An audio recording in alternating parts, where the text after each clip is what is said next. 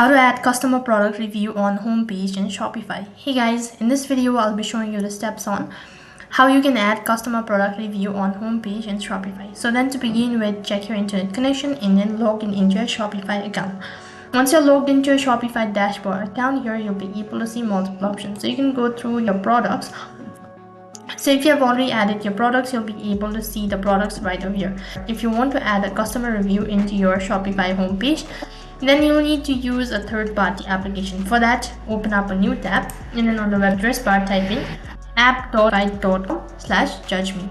So you'll need to install the particular application. Click on the install button. It's gonna take a while in order to install it. Once again, tap on the install app button located right on top. So you'll need to create an account, so choose an account after that. And after that, you can just go ahead and explore it and you can add your review into your homepage.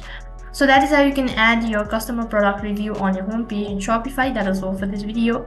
I hope the video was helpful. If it did really help you, make sure to like, share and subscribe to our channel. Thank you for watching. See you in the next video.